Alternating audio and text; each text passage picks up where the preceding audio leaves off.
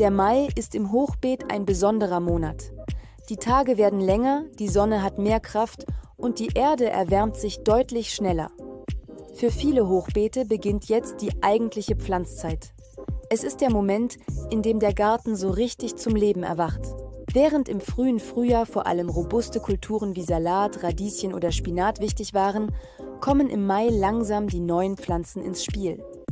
Diese brauchen mehr Wärme: Tomaten, Gurken, Bohnen, Paprika und Basilikum. Doch genau hier liegt im Mai die große Herausforderung. Der Mai fühlt sich oft schon nach Sommer an, ist aber noch kein sicherer Sommermonat. Kühle Nächte und späte Fröste sind weiterhin möglich. Darum geht es im Mai nicht darum, das Hochbeet schnell vollzupflanzen. Es geht darum, bewusst zu entscheiden, welche Pflanzen jetzt wirklich sinnvoll sind. Ein Hochbeet bietet dabei einen Vorteil: Die Erde erwärmt sich schneller und viele Pflanzen starten deshalb deutlich kräftiger in die Saison. Doch auch ein Hochbeet schützt empfindliche Pflanzen nicht automatisch vor kalten Nächten. Der Mai ist und bleibt deshalb ein Übergangsmonat. Ein Teil des Beetes kann schon produktiv genutzt werden. Ein anderer Teil bleibt vielleicht noch frei für wärmeliebende Kulturen, die später einziehen.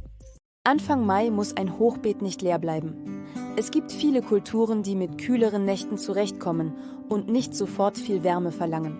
Besonders geeignet sind Salate. Pflücksalat, Kopfsalat oder Eichblattsalat wachsen zuverlässig, solange der Boden gleichmäßig feucht bleibt. Auch Radieschen passen gut in diese Zeit. Sie keimen schnell, brauchen wenig Platz und können oft schon nach wenigen Wochen geerntet werden. Dadurch eignen sie sich gut als Zwischenkultur. Auch Rucola wächst zügig und passt in kleine Lücken. Spinat kann Anfang Mai noch funktionieren, vor allem wenn der Monat nicht sofort sehr heiß wird. Denn Spinat mag es eher kühl und schießt bei starker Wärme schnell in die Blüte. Auch Kohlrabi ist für das Hochbeet interessant. Als Jungpflanze gesetzt, nutzt er den Platz gut aus und entwickelt sich kräftig. Wichtig ist, den Abstand nicht zu knapp zu wählen. Kleine Jungpflanzen wirken am Anfang harmlos, brauchen aber nach wenigen Wochen deutlich mehr Raum. Ein guter Start im Mai besteht also nicht darin, das Hochbeet sofort komplett zu füllen. Besser ist es, mit robusten Pflanzen zu beginnen und gleichzeitig Platz für spätere Sommerpflanzen zu lassen. Warum die Eisheiligen im Hochbeet trotzdem wichtig bleiben. Der Mai bringt oft warme Tage. Mittags fühlt es sich manchmal fast so an, als wäre der Sommer schon da. Die Erde im Hochbeet ist angenehm warm. Die ersten Pflanzen wachsen sichtbar und schnell entsteht der Wunsch, auch Tomaten, Gurken oder Paprika ins Beet zu setzen. Doch warme Tage bedeuten nicht automatisch warme Nächte. Gerade im Mai können die Temperaturen nachts noch einmal deutlich fallen. Deshalb spielen die Eisheiligen auch im Hochbeet weiterhin eine Rolle. Ein Hochbeet erwärmt sich zwar schneller als ein normales Beet, aber es ist kein Gewächshaus. Empfindliche Pflanzen bleiben empfindlich. Tomaten, Gurken, Paprika, Zucchini oder Basilikum reagieren auf kalte Nächte oft deutlich. Manchmal erfrieren sie nicht sofort, aber sie bekommen einen Wachstumsschock. Das Wachstum stockt und die Pflanze braucht lange, um wieder in Kraft zu kommen. Darum ist es sinnvoll, das Hochbeet in 2 Bereiche zu denken. Ein Bereich kann bereits mit robusten Pflanzen genutzt werden. Der andere bleibt frei für wärmeliebende Kulturen, die erst nach den kalten Nächten sicherer einziehen. Wer früher pflanzt, sollte vorbereitet sein. Ein Vlies, eine Haube oder ein einfacher Schutz über Nacht kann viel ausmachen. Diese Pflanzen lohnen sich nach den Eisheiligen. Nach den Eisheiligen beginnt im Hochbeet eine neue Phase. Jetzt dürfen nach und nach auch die wärmeliebenden Pflanzen einziehen. Dazu gehören Tomaten, Gurken, Paprika, Zucchini, Bohnen und Basilikum. Diese Pflanzen brauchen vor allem verlässlich milde Nächte. Tomaten profitieren im Hochbeet von lockerer, nährstoffreicher Erde. Sie stehen gerne warm, brauchen aber trotzdem einen luftigen Platz, damit die Blätter nach Regen oder Tau gut abtrocknen können. Gurken mögen es ebenfalls warm. Sie brauchen ausreichend Wasser und am besten eine Rankhilfe. Paprika wächst etwas langsamer als Tomaten oder Gurken. Sie sollte deshalb besonders geschützt und sonnig stehen. Zucchini wächst schnell und braucht viel Raum. Im Hochbeet sollte man sie nur setzen, wenn genug Platz vorhanden ist. Auch Bohnen können nach den Eisheiligen ins Hochbeet. Buschbohnen bleiben kompakter, Stangenbohnen brauchen eine Rankhilfe. Basilikum passt wunderbar in diese Zeit.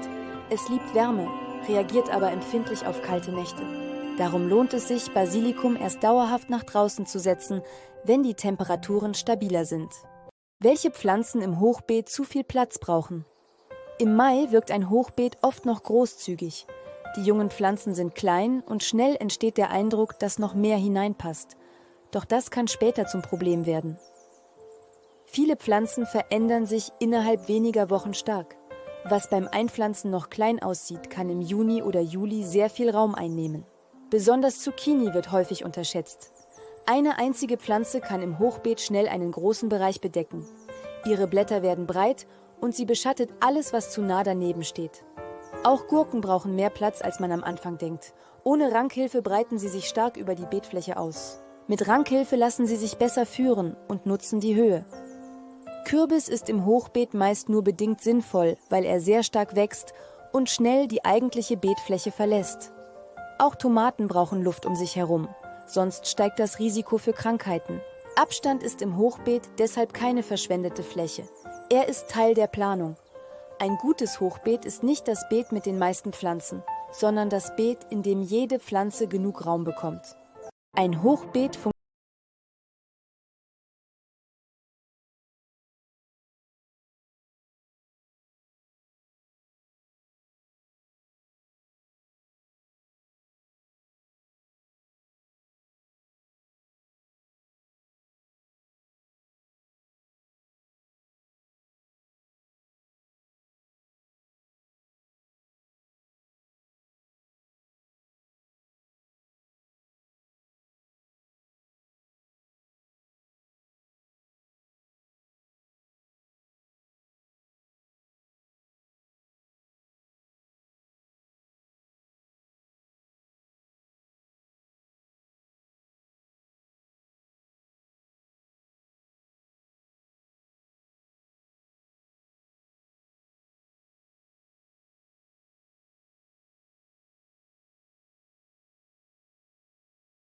sie nach oben und unten bleibt Raum für kleinere Kulturen.